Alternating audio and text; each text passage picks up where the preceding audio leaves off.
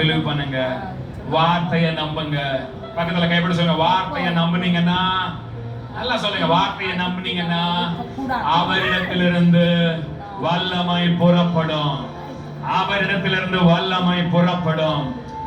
Okay, இன்னைக்கு என்ன நாம தியானிக்க, நான் என்ன மெடிடேட் பண்ணிட்டு வந்தேன்னா, ஆமென், அவரிடத்திலிருந்து வல்லமைய, அவர் ஒரு வேலைக்காக போயிட்டு இருக்கிறாரு. போயிட்டு இருக்கிற ஜீசஸ்க்குள்ள இருந்து அவர் சொல்றார், யாரோ என்னை தொட்டாங்க, யாரோ ஒருவருக்காக என் சரீரத்திலிருந்து வல்லமை புறப்பட்டதை நான் அறிந்திருக்கிறேன். ஒரு அல்லேலூயா சொல்லுங்க பார்க்கலாம். ஜீசஸ் கை நீட்டல, ஜீசஸ் தொடல, ஜீசஸ் பேசல, ஜீசஸ் பார்க்கல, எதுவுமே செய்யல.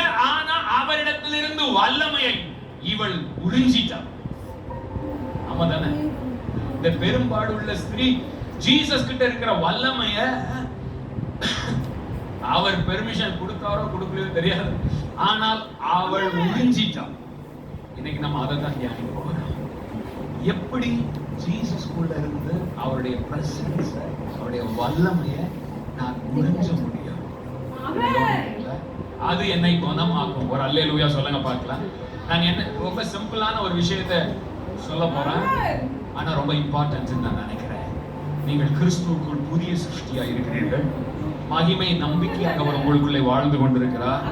மகிமையின் ஐஸ்வர்யத்தை உங்களுக்கு வெளிப்படுத்த அவர் சித்தமா இருக்கிறார். அதுக்கு இந்த சின்ன ஆட்டிடியூட் நமக்கு மிக அவசியமா இருக்கிறது. பக்கத்துல கைப்பற்றி சொல்லுங்க, மகிமையின் நம்பிக்கையாக அவர் உங்களுக்குள்ள இருக்கிறார். எதுக்கு இருக்கிறார்? மகிமையின் ஐஸ்வர்யத்தை உங்களுக்கு வெளிப்படுத்தும்படி அவர் உங்களுக்குள்ளே வாசமா இருக்கிறார். ஹalleluya. அற்புத அடையாளம் சொல்லுங்க, அற்புத அடையாளங்களை உங்களுக்கு வெளிப்படுத்தும்படி அவர் உங்களுக்குள்ளே வாசமா இருக்கிறார். ஹalleluya, ஹalleluya.